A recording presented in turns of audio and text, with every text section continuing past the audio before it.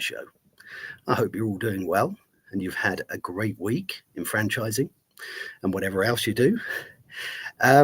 So I always like to start the show with the premise of the show and why we do it and how I came up with it. So the franchise show, as you can imagine, is about franchising.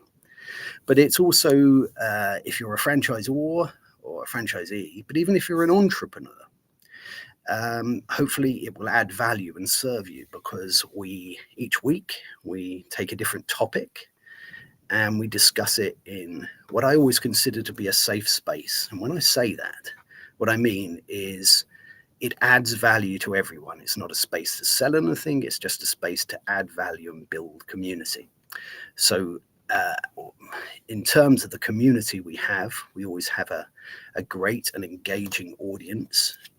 And I love to bring your comments into the show, and they drive the show, they direct the show. So as much as this is a live stream, we do other things with the content, but really looking forward to hearing people's thoughts on today's show. So as I said, each week we take a different topic. And this week the topic is, can I franchise my business? And I think it's a really interesting question, because as an entrepreneur, it's definitely a question that you ask, because you're looking as an entrepreneur various ways to scale your business. You know, it can either be organic or it can be via investment. And franchising is a fantastic way to scale a business if it's done right. And what we do each week with a lovely topic is we have a lovely guest, and that's no exception today. We have a lovely guest. So without further ado, I'd like to introduce you to Curt Sarles. I've known Curt for a while. Fantastic to have Curt on the show. If you haven't checked out Curt on LinkedIn, please do.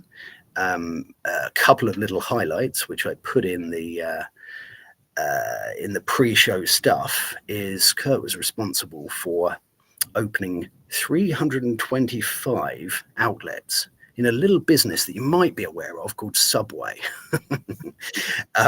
He's also advised over 150 independent operators on their businesses and how to get that right in terms of franchising. So I am honored, absolutely honored to have Curt here today. I'm really looking forward to hearing his thoughts. So I would like to introduce you all to Curt and to give a little introduction to himself. So there you go. Yeah, hi. Thanks, Harvey. It's a privilege to be here speaking with you live to your audience. I want to say that it's the first time I've ever done this kind of a format, a streaming format, and it's interesting. It's the wave of the future. It's like podcasting. It's like citizen journalism. I love it.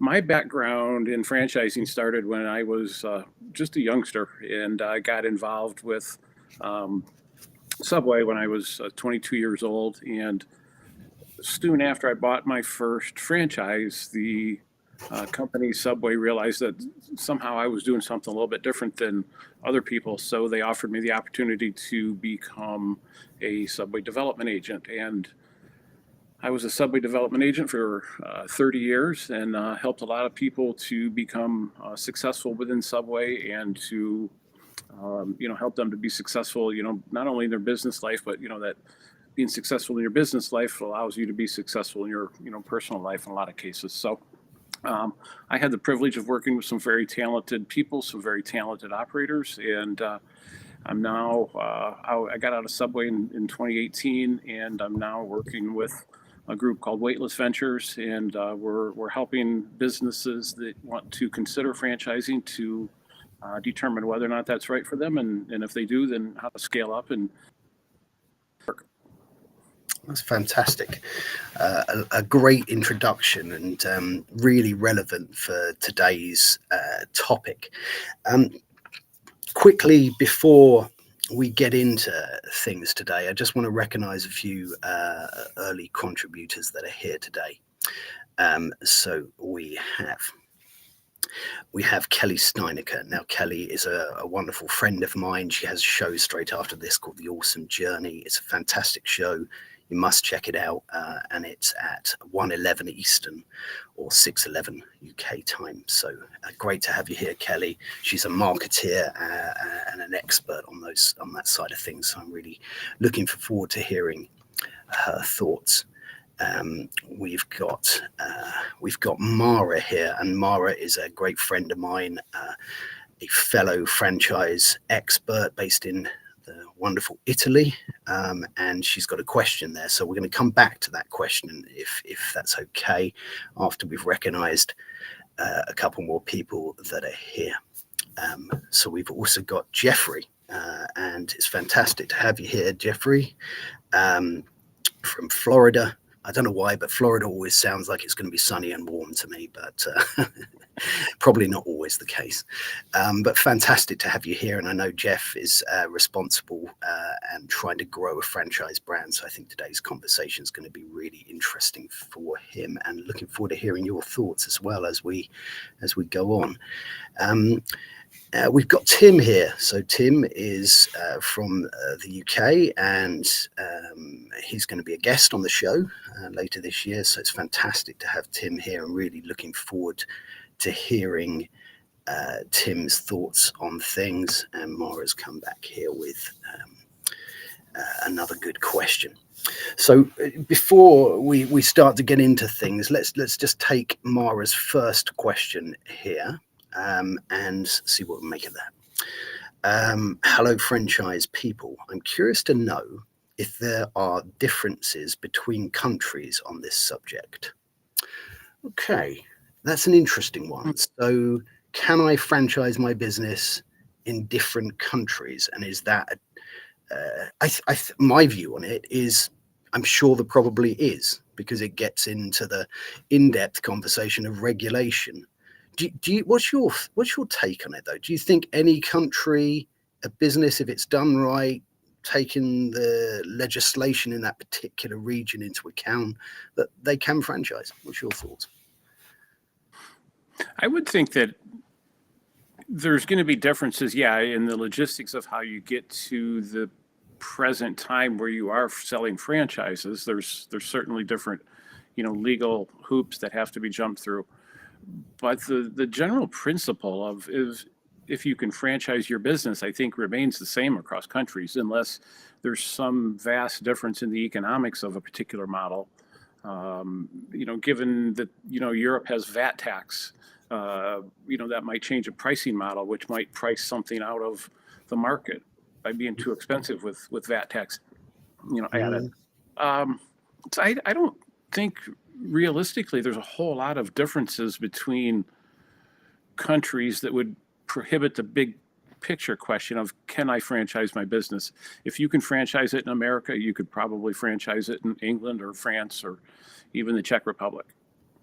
No, I think that's a really interesting question as to whether our topic today relates to every country, and I think that's a great answer to it. I think the most important thing with any of this is to do your research in whatever region you're in, and to seek advice from professionals that know that region and understand it. I think that's really important. But great question there, Mara. Let's just have a little look at a few others here. So we've got Ollie here as well. Great to have you here, Ollie. And he's new. I haven't seen Ollie here before. So hey guys, I'm from the UK. Oh, well, excellent, great place that. But about to start a business in Florida with the hope to turn it into a franchise. Ah, well, look, that's a fantastic question. And as much as we might not be able to completely fully answer that, I think that this is exactly the type of person that we want to try and help. As to what would you say if you were looking at franchising your business in the US as a UK brand? Where would you say is the sort of the first port of call for that? What's your first step, would you say, in the US? Is it regulatory? Is it concept formalization, if that's a word. If I was doing that, I would want to look at exactly what it is you're selling. Is it something that there's a market for that in the United States? If it is, let's just say it's it's a food concept, and you do something special with say Indian food or something that would scale really well over here. Yes, I think that would be the very first step, is to figure that out, whether or not it's going to fit, figure out whether or not it's viable. Even though it may fit, it still might not work. What's the overall demand for that product? And then you'd want to start researching competitors and find out what you're up against, what your competition is. If you'd also have to take a look at how big your plans are. Do you want to just run one location that you operate and then have a couple of franchises, or do you want to take this nationwide and have 2,000, 3,000 franchises? So I think those are all good starting questions that would help you formulate a well thought out business plan and a financial model as well. That's great. Thanks, Curt. I hope that begins to start to understand, perhaps some of the early steps that you might be to take. But Ollie, if you do need some extra help, let's connect and we can point you in the right direction as well. But thanks so much for the question. I thought that was a brilliant one to bring up there. Just going back to something that Mara said here, what are you doing different from the others? Yeah, I think that's pretty important. What's your take on that in terms of franchising a business? Is that an important question to consider at the beginning, Curt?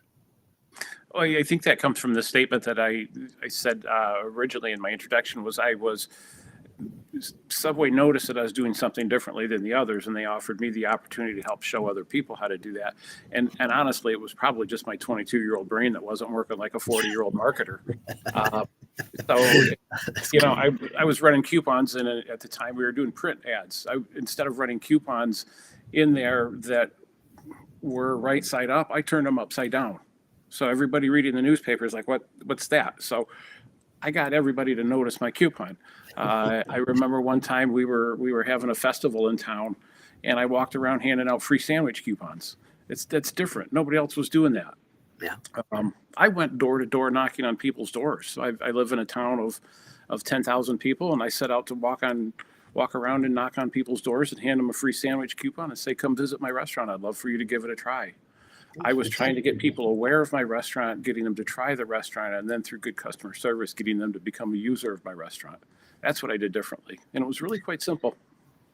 That's brilliant. And it highlights one thing in terms of franchising. And when you're thinking about franchising your business model, yes, you've got a franchise, and if you're a franchisee, you've got this proven model, and if you follow it well, you can be very successful, especially in multi-site.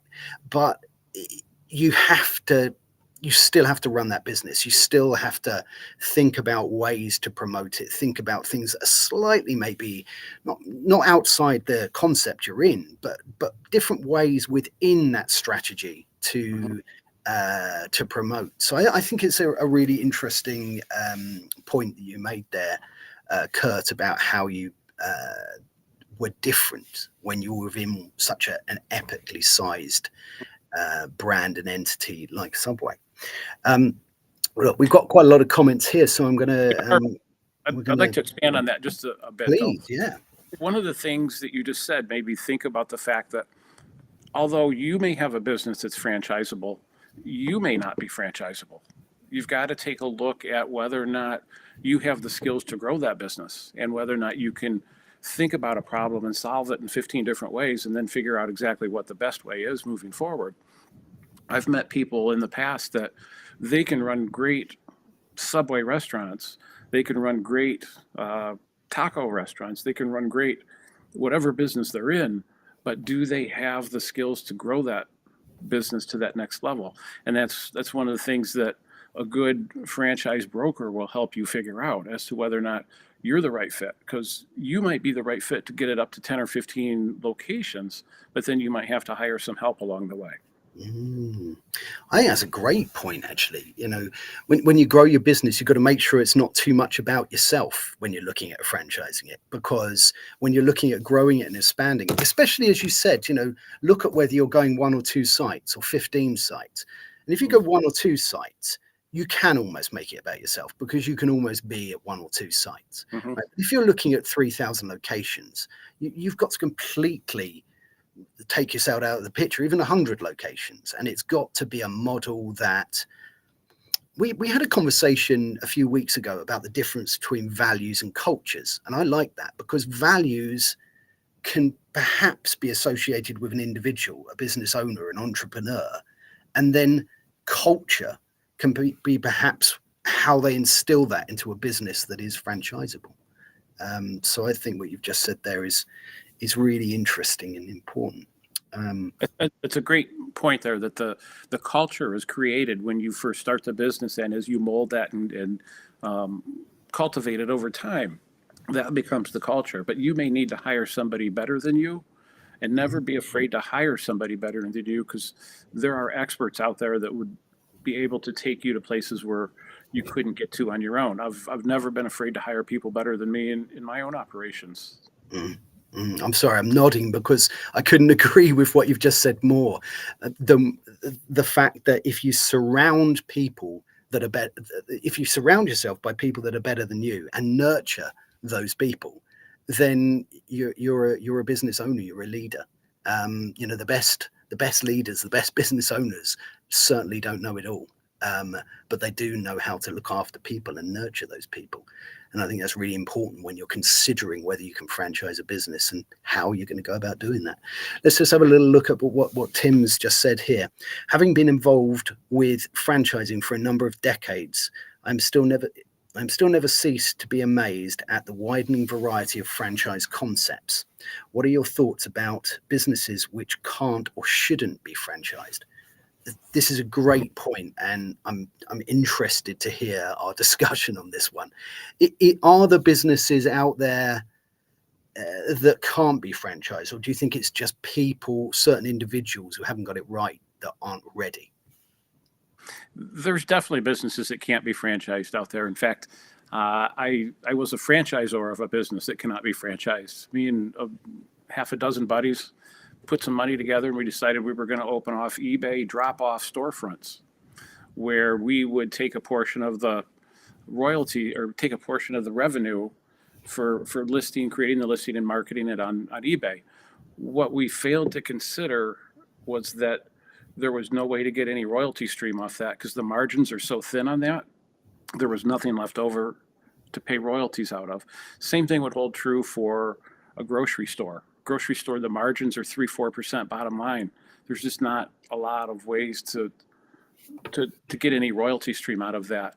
And then another kind of business that really, I guess, would be tough to franchise would be anything that is overly complicated. If you're building computer chips, I don't think you'd want to try franchising that, because it's so sophisticated and be really hard to train. You want to find a concept that has got legs, and it's not too much of a niche market. You want it to appeal to the masses. If you want to have a lot of franchise locations, you could end up with ones that don't appeal to the masses, but they're very niche focused, and you get those into a high traffic area like Manhattan or downtown Seattle. You might find that business is franchisable, but not on a big scale. That's a fantastic answer to that question. And I was writing down quite a few of those things. I think that's brilliant. Really, really good. Let's have a look at a few more. So Mara's said here, not only legal requirements, but also different market. Yeah, I mean, we touched on that, but I think absolutely right there, Mara. Like the munching on the go from US does not work here. I'm quite sure I understand that one, but I might have misread that. But I think the point is certain brands work in certain regions, and they don't work in others. And I think it's important to take the right advice and see whether, do your research, like you said, Curt, to understand whether a particular brand is going to work. Have you got the customer base there? What are your competitors? You look at your competitors. If you find you've got no competitors for something, two things have happened there. One, you've come up with something completely unique and you're an absolute genius, but much more likely there isn't a demand for it. So I think it's you've got to be very careful. I think the other thing when you're looking at franchising a business, you've got to make sure you've got it right yourself first as well. Have a couple of company-owned sites, prove that model. Because I think as a potential franchisee, if you're looking at a new start franchise business, you've got risks associated with that. There are benefits as well. You might have a benefit in cost or flexibility, perhaps on a model, or being able to be involved in it. But you need some reassurances, because that's what franchising is about, starting a business with some reassurances and buying time as well. Any skilled entrepreneur can go out and start a business, but it takes years and you make lots and lots of mistakes. And it's, I think, about buying a model where somebody else has done that. But let's have a quick look at we've got so many good comments. It's just, I always like these conversations because we're one big community here. I like the conversations to be directed by the wonderful community that we've got here. So we've got Jeff here. That's awesome, Ollie Tyman. I'm a franchising international real estate fractional ownership. Where in Florida? Well, look, that's great. I love connecting people, and that's fantastic. And I hope that that connection goes well. We've got Malcolm. Malcolm's a fantastic guy. Hopefully going to be on the show too. Agrees with Mara. I've seen a concept that worked well in one country, not transferred to the UK for cultural differences. As said, research is key. Yeah, I mean, we've touched on that. I think it's again about that that research element, isn't it? And culture plays a big part. Even with big brands, they have to alter their model slightly when they go into regions that are completely different to where they begun. I used to do a bit of work with KFC, and then I saw a KFC in, I think it was China or something like that, and it was completely different, the model, apart from the logo. Yeah, I think that's really interesting. I'm going to let you take this. This is a big one. Let's see what this is about. From Tim. So Tim's said, having been involved in launching a brand in countries around the world, there are definitely some major considerations. One important consideration is cultural differences. Again, this has been said. Be aware of differences up front allows the franchisor to adjust the model to local conditions. This could even include changing the name. Tutor Doctor launched in Tunisia, and some years back had to change its name to the Education Doctor because the word tutor was an illegal term in a business name. That's really interesting when you come in to name it and the differences that has. What's your thoughts on that? Do you think a model should be really flexible as it goes around the world, or stick to its true core? It depends on whether or not that flexibility would compromise the core value or the core product that is being offered. I can give you an example of just a funny anecdote that when I opened up the first restaurant in Prague in the Czech Republic with a couple partners, we had to source all of our products local at the time. It was back in 2001 that we opened up, and that was before a lot of the cross-border food and equipment was being utilized in the Czech Republic. And we had to pay a lady to come into our restaurant and make meatballs because they didn't offer meatballs for sale in the Czech Republic. The bacon was completely different bacon than what you would expect from an American restaurant. We had to figure all that out. Are there differences? Of course, there's major differences between the countries where you got to figure out the differences, and it's not just in products, it's in things that happen. It's employment laws is another cultural consideration. I was, from being in America, we have different employment laws than what they had in the Czech Republic, where we are not able to terminate people without giving, I think it's almost 3 months notice before we could terminate somebody. But on the flip side of that, you get the same back. So there's some benefits and drawbacks, but those are just a couple of cultural differences. There's also going to be cultural differences in food, in the taste of food. Yeah, I think that's great, and I think it's a really important. Cultural differences between regions are really important things to consider.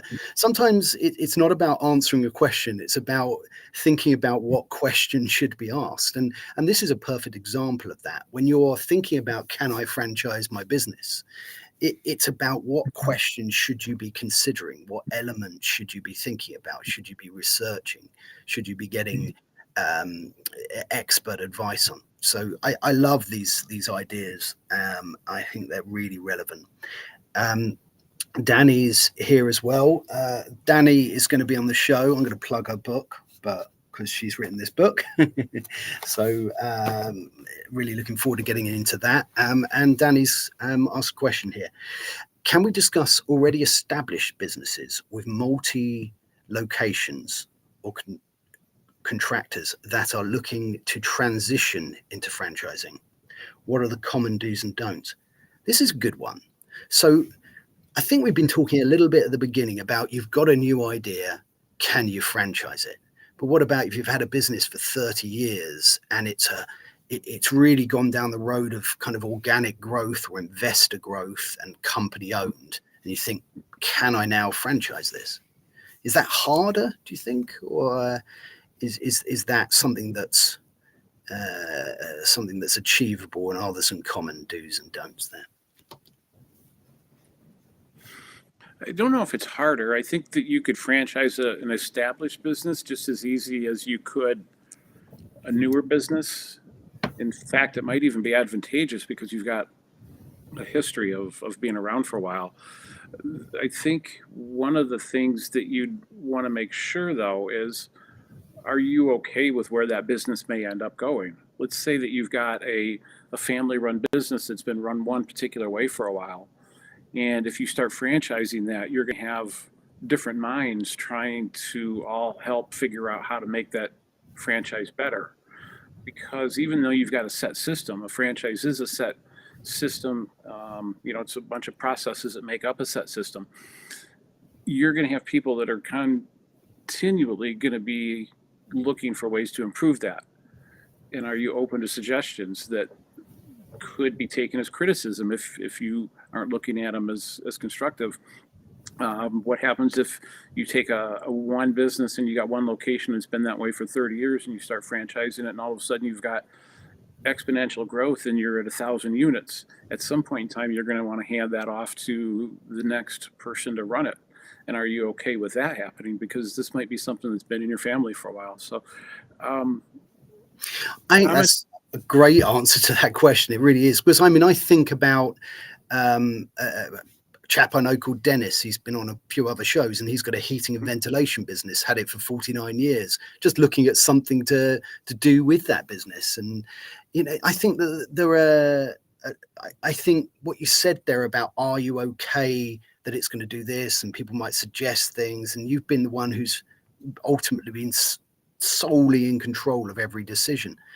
And I think that that's a really important thing to consider if you've got an existing business. What is your new exit strategy for that business if you then go down the franchising route? Because that changes. If it was a family-owned company and your aims were to pass that down the generations, as an example, in some businesses, that's perhaps how it goes. That could be very different if you suddenly grow something that is a franchise model, like you say. So I think really interesting point to raise, and hopefully we touched on that well. We've got a comment here from Mara again. Or brand and system protection. I'm thinking of Burger King in Australia or a Finnish brand that overhears. Yeah, I think that's the thing. I think you've just got to be very careful, haven't you, with trademarked expressions, values, because language is an interesting thing. And as you expand your business across the globe, and that can be faster with franchising, that expansion, you've got to be ready to be malleable, to be adaptable, I think, and I think that you said there, to be able to take changes not as criticism but as a positive thing. We touched on it earlier about surrounding yourself in people that are more talented than yourself, and I think that you've got to have that same thought process when you're surrounding yourself in potential new business partners, which is what a franchisee is. Someone could come up with an idea and you might think, my goodness, why didn't I think of that 30 years ago? And it's because a fresh pair of eyes looking at it from a different angle can come up with something else. So it can be a wonderful experience if you're open to it. So I think being open to new ideas is certainly a core element as to whether you could franchise your business. I'll give you a quick example on a perfect case for this. If you've been in America for longer than 10 or 15 years, you're going to remember that $5 footlong jingle that Subway came up with. That was a franchisee out of Florida that came up with that whole concept. And it was tested in a little bit bigger area. And then all of a sudden, the results were so fantastic that it was rolled out nationwide. And there's still people coming into Subway restaurants 15 years later expecting to get a $5 footlong.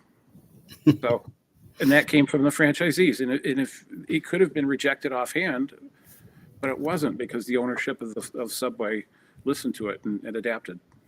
That's great. What a great example of that story. And it's so good to hear a real life example of something where it's worked in real life, where we're not just saying you should do this, you should listen to your franchisees, you should be open. We're saying, look, this is how it's worked in the past for a brand that everybody here and probably everybody on the planet has heard of. Let's just have a look at another one. We've got Brittany here. Nice to see you, Brittany. Brittany is a new connection of mine and been on a couple of shows that I've been involved with. So really pleased to see you here. I'm no expert, but one thing that came to mind is to show the US why and how whatever it is different than what is here. I think the fact that it is from another country and may have something special in that region could be a selling point in itself. Yeah, this reminds me of an opportunity I got many, many years ago, and it was to set up a British restaurant in Malaysia. And I think it reminds me of that because, and it would be doing things like roast dinners and fish and chips and everything that you associate with the country. And it was incredibly popular because there was one there already. But yeah, I think sometimes something that isn't different in one region becomes different when you put it somewhere else and can perhaps tick that box of making something unique. We've got so many comments here. I'm going to go to the bottom and work up from them now to mix this up. So we have, we've got Robert Forst here. And it's good to have you here. Now, that's interesting. He's saying there that, and I'm sure that a franchisee invented the McMuffin. I assume he means McMuffin there. Maybe it was trademarks to not say it. But again, even with a brand like McDonald's, if a franchisee came up with an idea of a breakfast sandwich and that was taken into the business like that, well, my goodness, that's an amazing example of that, and another great example. And great to have you here as well, Robert. So I'm going to work back. It can be harder to franchise an older existing business, but are you okay giving up control, not being overly critical of new ideas from new minds coming into the brand. Well, that's just what you said, wasn't it, Curt? That's what you've got to do. If you're from the standpoint of thinking, can I franchise my business, and your business has been running for 10 or 15 years, this is what you've got to ask yourself. Are you willing to be adaptable and to take on board new ideas? Or are you wanting to continue to just make those calls? Let's have a look. Oh, we've got Jitten here. Must recognize Jitten. Now, this is really interesting, Curt, actually, because there's a crossover here between you and Jitten. Jitten was a franchisee aged 22. So that's really interesting that you said that you were the same age. And in fact, Jitten's going to be on the show, a show entitled The Youngest Franchisee. I want to do a few shows this year about encouraging younger generations to look at franchising as an option. But anyway, let's see what Curt has to say, and welcome, Curt. It's always good to have you. Franchisors need to conceptualize their goals before deciding if franchising is the solution. They are looking to disrupt an industry with an everyday product or service, or are they going for market penetration of an everyday product or service and found a way to do it better? Certain industries are a lot more easier to franchise than others before figuring out if the brand can be globalized. Yeah, I think this is interesting. What's your take on this as a question? Whether it's easier to go for kind of market penetration in something that's already been done, do it a little bit better, or find something new in terms of you are franchising a business. Yeah, I think the question pertains to any business that is thinking about franchising. You need to know where you want to go to before you can start going.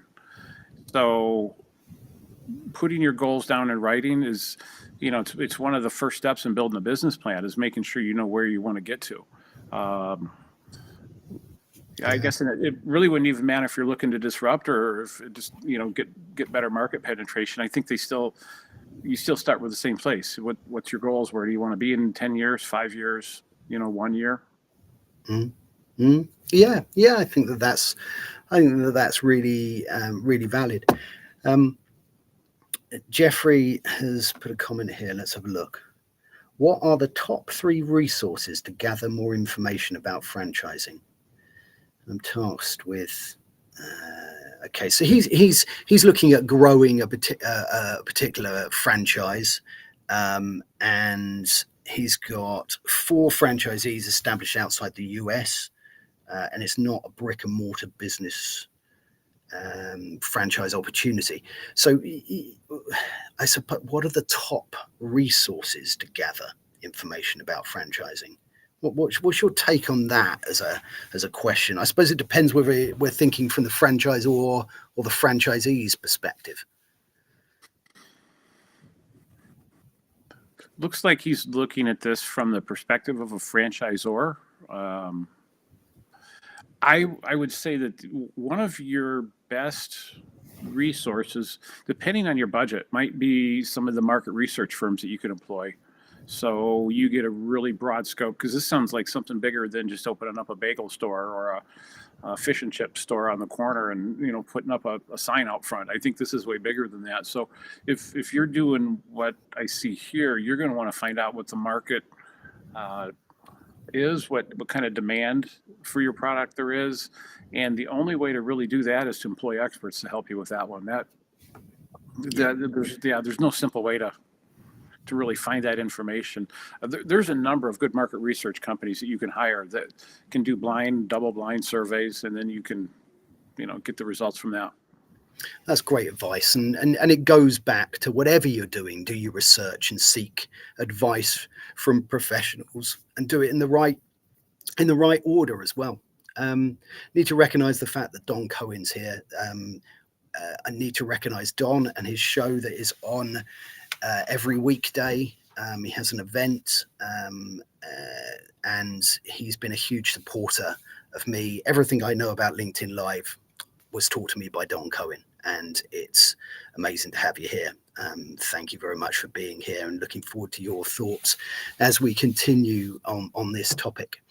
Let's have a look at what else we've got here. So Robert has said, many business owners are business owners because they can't collaboratively work well with others. They make bad franchisors unless they bring in a growth key contact person. Yeah. I mean, we've touched on this, haven't we, Curt? That it's a big point to make sure that you can let go, I suppose, in a way, of certain elements of the business. I wonder whether maybe a thing that you should think about is, what are the things that you can't let go of that are so important, and can they be put into a concept and be part of those values and be put into that franchise disclosure document and put into that ops manual and filtered down, and then at least that your core values are in there. But I suppose, like you rightly said, Curt, that there are certain businesses that can't be franchised, and there are certain people that can't be franchisors. And I think Robert's touched on that point. What's your thoughts there? I would think that any business owner that is not able to work collaboratively is going to not do well in the franchise business, because there's too many stakeholders in a franchise business. You've got vendors, you've got manufacturers, you've got franchisees, you've got employees, there's multiple different groups that have all got to be kept happy. You can't have happy employees and unhappy vendors. You can't have happy vendors and unhappy employees. Everybody's got to work together. So you're on a stage when you're a business owner, especially when you're a franchisor. Every single day that you go into work, if you've got any number of employees and vendors that you deal with on a regular basis, if you don't keep them all happy, you're not going to be very successful. So the same really holds true in franchising. You've just got a bigger audience, a bigger number of groups that you've got to deal with. That's great. That's a great point.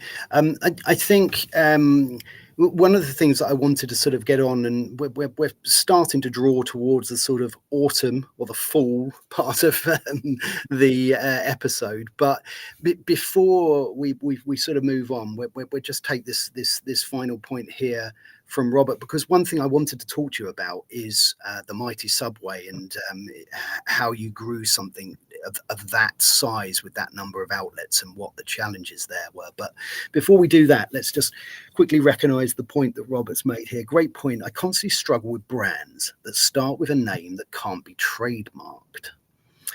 They don't think ahead at the beginning of their business that it may grow outside their local community. Start with the long-term growth at the beginning. That's a really good point. What's your thoughts there? I've got some thoughts on this one, but yeah, I agree 100%. In Michigan, where I live, there's a number of times you drive by places and they got a sign out front that says pizza, and that's it. You're not getting anything special there, right? You're getting something that's it's probably a frozen pizza they threw in the oven. I mean, so yeah, you've got to make sure that you've got something it doesn't have to be 100% unique, but it's got to have something in there that makes it your brand, something that makes that. In the food business, which is my background, is we had to find something that was craveable, something that made you want to come back. And there's a number of brands that I just love, and I will continue to go back because of what they are and what they stand for. Maybe not what they stand for, but what they serve. Texas Roadhouse is a great example. It's an American brand. They have absolutely the best customer experience that I've ever seen. They bring guests in. You may stand around waiting for a while, but from the moment you're in there, you know that you're that server's top priority. They do a really good job with it. That's great. Yeah, definitely. I mean, training and that experience is so important, because why do you visit a brand that you've never heard of first? You go in there because of maybe it's new, maybe there's some clever or interesting marketing that's attracted you in there, right? But why do you come back, which is much more important, especially in the food business? You come back because of great food, good service, good drinks, a good experience, and a consistent experience. And that's the joy, and that's why I imagine that's why there are so many food and beverage franchised brands, because the key to success in an F&B brand is consistency. And if you've got a model that's designed to be consistent, then it's part of the reason why the two go hand in hand, I think. But yeah, I mean, all this talk of food is making me hungry. It's getting towards dinner time here in the UK, and I'm starting to get hungry. Yeah, but I'm here. Yeah, that's it. Yeah, so it's that time for both of us. I think what I wanted to do, and as I say, we are starting to draw towards the end, but in all your years with Subway and growing, what was it, 325 units? So what stage was Subway at when you started that 325 unit growth? Was that in a particular region, that growth, or was it across the board? Yeah, my growth with Subway started, like I said, with one restaurant. The company said, "Hey, show others how to do what you just did," and the position was called development agent. So, development agent was basically the whole life cycle of the franchisee. We would recruit for franchise owners to join us. We would help them walk through every process to get the restaurant open. And then when it was time for them to move on to better things, they would come back to me and they'd say, "Help me sell my restaurant." And we would do that. So we handled the entire life cycle. I took over the territory. There was one territory that I was offered in Michigan. It was northern Michigan, and there was 20 restaurants in the area when I took it over. So I can't take credit for the first 20, but I started working with those people to expand their business and to grow their business. Started doing new franchise sales to bring in some new, fresh people. And over time, I acquired additional territories within Subway. So at the end, I actually had 3 territories and 325 restaurants in those territories, and built some great relationships, made some great friends, and had a lot of fun doing it. And it was exciting. I saw Subway go from 1,000 restaurants to receiving the I don't know what it was called, some sort of an award for having more locations than McDonald's in North America. So it was fun. It was fun. Yeah, it was a good time with Subway. 30 years. Yeah, wow. I suppose relating this back to the topic of franchising a business and how you might be able to grow that, do you think there are set points? Let's say you have set in process that you're going to franchise your business, and you've got the wheels in motion, you've got everything set up, you've done everything right, you've done your research. Do you think there's a point, is it where you have to change your operations? If you get to 10 sites as an example, is that the point where you need a head office and an umbrella, a team above that? When you grow, do you think the model of growth and how the support structure grows with that, is that set, or is that pretty unique, do you think? It can be unique depending on what your style is. I've seen people that have operated hundreds of restaurants with a flat org chart. That's really hard to do. How do you do that? Well, they bring in their general managers, end up with an equity position in the company, so they become owners of that particular location. I've seen others where your org chart is a very tall org chart, 100 restaurants, and you got a supervisor for every 8, and then you got a supervisor for the supervisors, and then you got regional supervisors. But when you do that, you lose some of the benefits of being part of a franchise with a set model, because now you've got a whole level of general and administrative expenses over and above the units themselves. Um, That's really yeah, interesting. Yeah, because it's starting to become like a managed yeah. company organizational structure. I think that's really interesting. So let's take 100 sites as an example. Hmm. So how would you do that and keep that franchise model purer without it being, you know, various levels of different managers throughout that? You know, would it what sort of pro, what sort of structure would you suggest is a good way at 100 sites to keep something a bit purer? If I was going to build another 100-unit organization, what I would do is I would make sure to find the right general managers for each of the locations that we're building. And then once you've identified them as a person that you would like to stay with you for a very long time, do whatever you can to get them to stay there. Tie them down with, equity positions, tie them down with, a long-term contract, maybe a long-term bonus, maybe a bonus that you get 50% of it each year. And then at the end of 10 years, if you stay that long, then there's a, sizable bonus that goes with that for longevity. But lock up your key people. Make sure that your key people are well taken care of. Make sure that you guys are doing life together in a way to where they feel like they're part of a family, and not just a family in words, but a family where you actually show that you care for them. If their daughter's in the hospital, you go show up and you visit, and you make sure that you're as involved in their lives as what they would allow you to be, because that's the way that you gain loyalty, is when you're loyal. You show loyalty to them by taking care of them as well. I think that's an absolutely fantastic way to draw today to a conclusion, in fact, because looking after your people has got to be key to the success of any business. Hmm. And a franchise business is no different to that. But I love that about realizing the value of the people around you and really nurturing those people. Uh, and making it an environment where they want to stay, they feel valued, they feel listened to, uh, they know that what they're doing is worthwhile and is going to contribute towards the success of a wider business. And there's some great ideas there as to as to how to make people want to stay. Because if you've got somebody who wants to work in your business, then you've got a real gem there.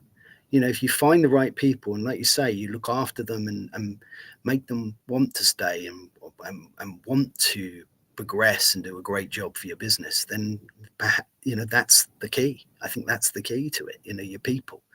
Um, and I think if you've got a good business and that's your attitude already, I think that you've got past a few of the hurdles in terms of, can you franchise your business? Then if you're good at looking after your people, continue to be good at looking after your people with a franchise.